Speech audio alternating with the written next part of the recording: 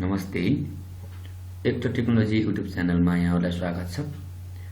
आजको सेसनमा मैले ट्यालीमा रहेर कसरी स्टकहरू क्रिएट गर्न सकिन्छ, स्टक क्रिएट गरिसकेपछि त्यो स्टकलाई कसरी पर्चेज इन्भोइस र सेल्स इन्भोइसमा राख्न सकिन्छ भन्ने बारेमा जानकारी दिँदैछु। कृपया भिडियो अन्तिमसम्म हेर्नु होला र तपाईहरुलाई जस्तो लाग्छ त्यस्तै सल्लाह सुझाव प्रतिक्रिया दिनु होला। आउनुहोस् भिडियोबाट सुरु गरौँ। सबभन्दा पहिला ट्याली खोलिसकेपछि अब हामीले चाहिँ स्टक क्रिएट गर्नलाई योभन्दा पहिला हामीले एक अकाउन्ट इन्फोको काम गरेका थियौं। अब यो इन्भेन्ट्री इन्फोमा जानुपर्ने हुन्छ। हामी इन्भेन्ट्री इन्फोमा गएर हेर्यौं भने हामीले यहाँ stock item stock group, stock item, unit of measure, voucher type र क्विट यो अप्सनहरु देखिरहेका हुन्छौं। अब हामीले चाहिँ अहिले मैले चाहिँ यो स्टकहरु क्रिएट गर्नको लागि अथवा स्टक राख्नको लागि चाहिँ कसरी राख्ने भन्ने बारेमा चाहिँ एउटा एक्जाम्पल लिएको छु। जस्तो मैले यहाँ एउटा एक्जाम्पल देखाउँछु। यहाँनिर मैले एउटा स्टकको यस्तो खालको मैले यहाँनिर चाहिँ एउटा स्टकको एउटा उदाहरण लिएको छु। जस्तो स्टक ग्रुपमा रहेर मैले चाहिँ स्टक ग्रुपमा राइस, पल्स र ओइल बनाउँछु। अनि स्टक आइटममा राइस भित्रको तिल्की र बासमती, अनि पल्स भित्रमा अरहर र चना दाल, अनि चाहिँ ओइलमा तोरी र सनफ्लावर ओइल भनेर राखेको छु। अनि यतातिर चाहिँ युनिटमा केजी र लिटरमा राखेको छु भने क्वान्टिटी र रेट यसरी राखेको छु। यो आधारमा चाहिँ हामीले कसरी चाहिँ स्टकहरु क्रिएट गर्न सक्छौं त भन्ने छ। आउनुस् हामी चाहिँ यहाँबाट गएर सबभन्दा पहिला चाहिँ हामीले युनिट अफ मेजर क्रिएट गर्नुपर्ने हुन्छ। यो युनिट अफ मेजरमा जाउँ। युनिट अफ मेजरमा गएर हामीले चाहिँ क्रिएट गर्यो भने दुईवटा युनिट बनाउनु पर्ने छ। हामीले एउटा चाहिँ केजी किलोग्राम बनाउनु पर्ने छ, अर्को चाहिँ एलटीआर लिटर बनाउनु पर्ने छ। त्यसलाई चाहिँ हामीले यहाँ गएर सिम्बोलमा सर्ट फर्म केजी भनेर बनायो भने चाहिँ यसको फर्मल नेममा पुरा नेमहरु लेख्नु पर्ने हुन्छ। यहाँ गएर मैले किलोग्राम भनेर लेखेँ। नम्बर अफ डेसिमल प्लेस भन्छ, दशमलव भन्दा पछाडी कतिवटा अंक, दुईवटा राख्दिए मैले। अनि फेरि अर्को एलटीआर लिटर भनेर राखिदिन्छु। अनि यो चाहिँ हामीले युनिट अफ मेजर बनायौं। अब एकचोटी हामी ब्याक गरेर युनिट अफ मेजर बनाइसकेपछि हामी चाहिँ अब स्टक ग्रुपमा जान्छौं। स्टक ग्रुपमा गएर यहाँ स्टक ग्रुप क्रिएट गर्छौं। अब यो स्टक ग्रुपमा चाहिँ मैले राखेको छु एउटा राइस, एउटा पल्स र एउटा ओइल। यहाँ गएर चाहिँ सुरुमा मैले आरआईसी राइस भनेर टाइप गरिदिएँ। अन्डरमा प्राइमरी नै राखिदिने। त्यसपछि यहाँ गएर can quantities of item be added भन्छ। यसलाई चाहिँ हामीले यास गर्न पर्ने हुन्छ। किन त भन्दा यसलाई यास गर्यो भने उताको आइटमहरु चाहिँ ग्रुप भित्र समावेश गर्न सकिन्छ। हामीले चाहिँ आइटमहरु क्रिएट गर्ने बेलामा यसलाई यास गर्न पर्यो। अनि एक्सेप्ट गर्नुस्। फेरि पल्स बनाए मैले।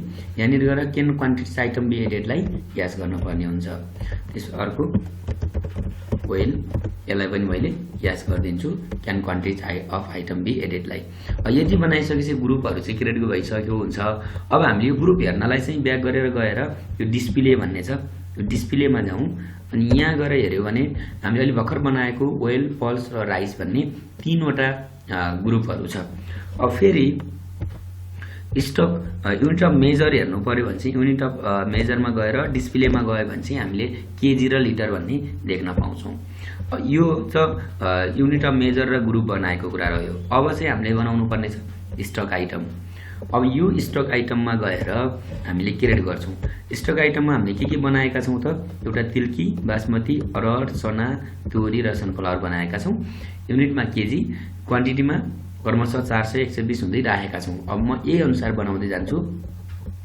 स्टक आइटम क्रिएसनमा गइसकेपछि हामीले सुरुमा बनाउनु पर्यो तिल्की। अनि अन्डरमा हामी इन्टर गर्छौं। अन्डरमा चाहिँ यहाँनिर भन्छ यो चाहिँ तिल्की के हो त, यहाँ पल्स हो कि ओइल हो कि राइस हो भन्छ। यो त हाम्रो राइस हो। राइस हानेर इन्टर गरौँ। त्यसपछि अब हामीले राइसलाई केमा मेजरमेन्ट गर्छौं त, केजीमा मेजरमेन्ट गर्छौं कि लिटरमा मेजरमेन्ट गर्छौं भनेर राख्नुपर्ने हुन्छ। यो राइस चाहिँ हामीले केजीमा मेजरमेन्ट गर्नुपर्ने भएको हुनाले केजी राखेँ मैले। अनि रेट अफ ड्युटी यो ट्याक्स इन्फर्मेसनमा हामी केही राख्दैनौं। क्वान्टिटीमा अब कति छ त क्वान्टिटी हामीले यहाँ हेरेर 400 क्वान्टिटी छ भने 55 रेट छ। अब यहाँ गएर हामीले 400 केजी चामल अनि रेट चाहिँ 65 रुपैयाँको दरले 55 रुपैयाँ राखेको छ। हामीले 55 राखिदिन्छौँ। 55 इन्टर गर्छौं। भ्यालु चाहिँ उसले अटोमेटिक क्याल्कुलेसन गर्छ। यसरी एक्सेप्ट गरिदिन्छौं। अब एवं तरिकाले यहाँ भएको सबै क्रमशः बनाउँदै जाउँ। बासमती, अरहर, चना, बासमती पनि हाम्रो राइसको रूप अन्तर्गत पर्यो। राइस राख्छौँ, यसलाई केजी राखिदिन्छौँ क्वान्टिटीमा।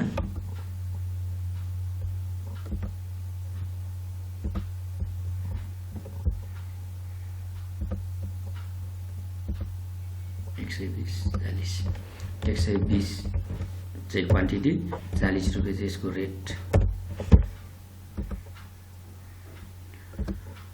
अनि इन्टर गर्छौँ। एवं तरिकाले अब अरहर दाल, चना दाल हामी बनाउँछौँ। यो चाहिँ के पर्यो त अन्डरमा, यसलाई हामीले पल्स राख्नु पर्यो अनि यसलाई पनि केजी राख्नु पर्यो। अब क्वान्टिटी कति छ, आवश्यकता अनुसारको क्वान्टिटी हजुरले कति खरिद गर्नु भएको छ त्यो अनुसार, सरी सुरुमा स्टक हजुरको कति छ त्यो अनुसार चाहिँ यहाँ क्वान्टिटी राख्नुहोस् अनि रेट राखिदिनुहोस्। अनि अर्को छ यस्तै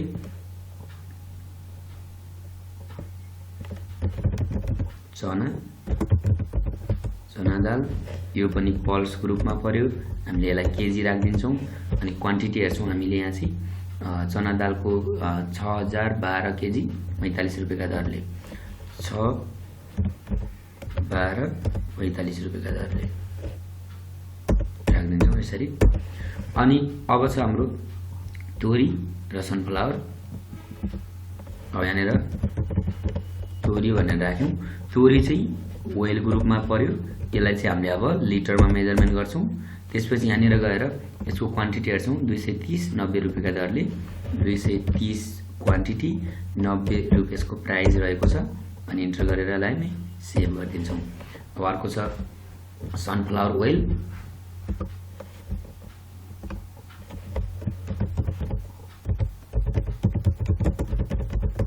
अब अन्डरमा ओइल ग्रुप अनि लिटर भइहाल्यो।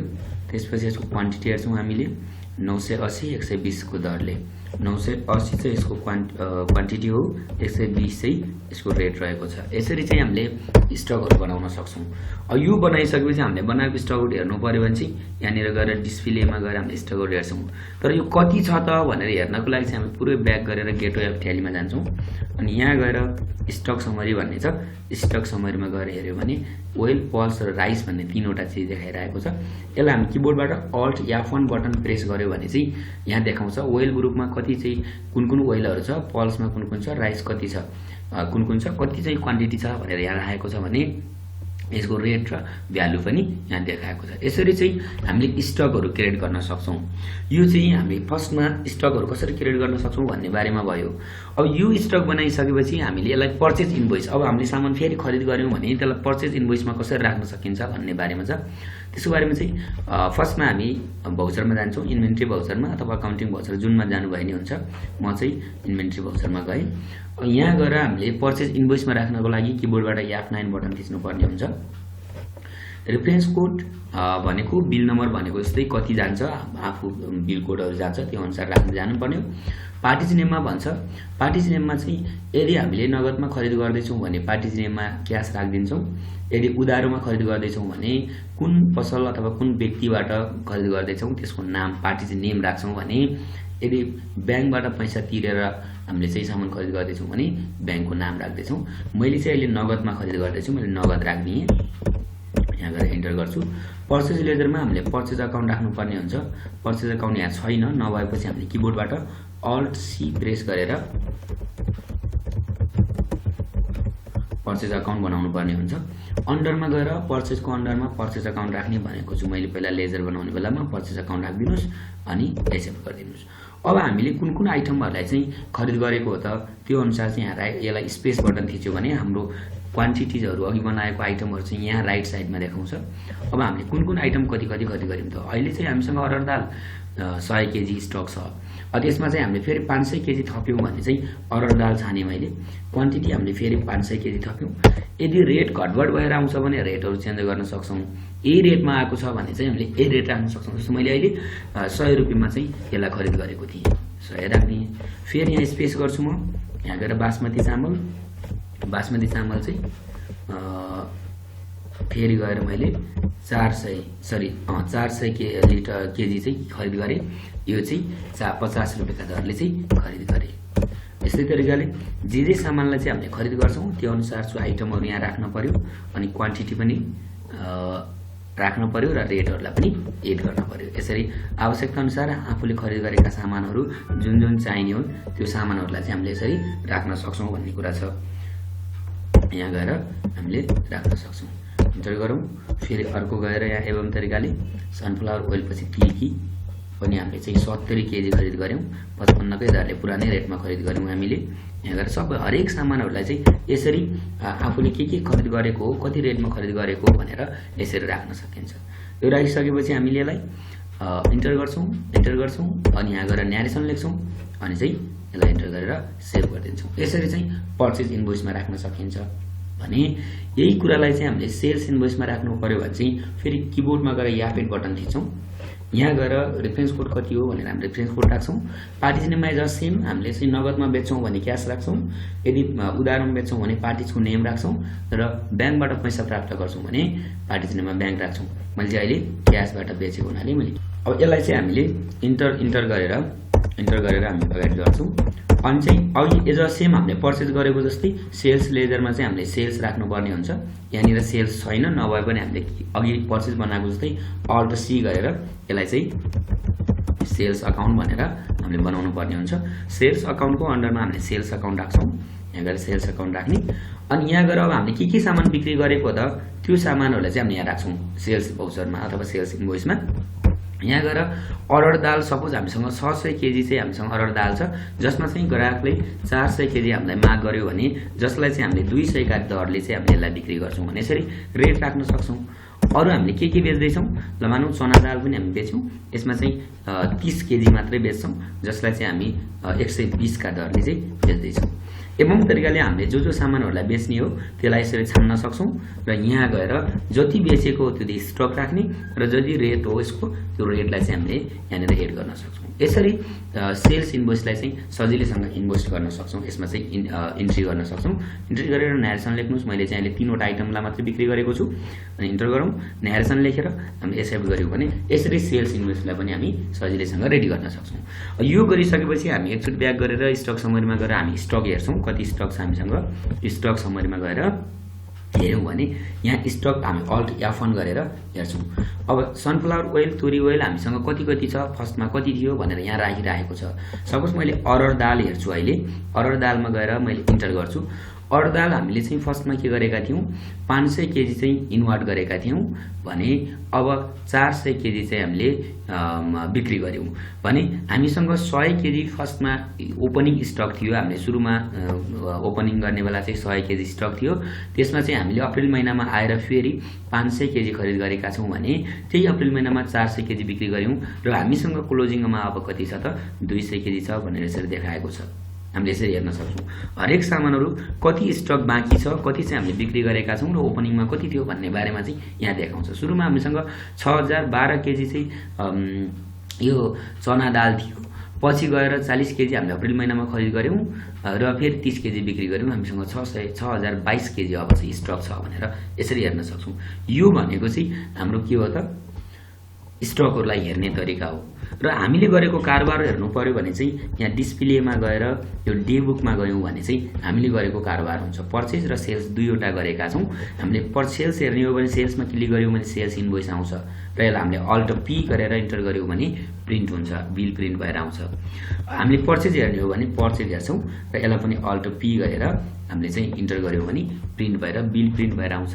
यो त भयो हामीले स्टक कसरी बनाउने, कसरी पर्चेज इन्भोइस, सेल्स इन्भोइस बनाउने र स्टक कति छ कसरी हेर्ने भन्ने बारेमा आजको भिडियो यति थियो। हजुरहरुलाई कस्तो लाग्यो, जस्तो लाग्यो त्यस्तै सल्लाह सुझाव र प्रतिक्रिया दिन नभुल्नु होला र भिडियो हेरेकोमा धेरै धेरै धन्यवाद छ। र आउँदा भिडियोहरु अरु नेक्स्ट भिडियोमा चाहिँ मैले अन्य कुराहरु समावेश गर्नेछु भन्दै आजको यस भिडियोबाट छुट्टिन चाहन्छु। हस्त नमस्कार।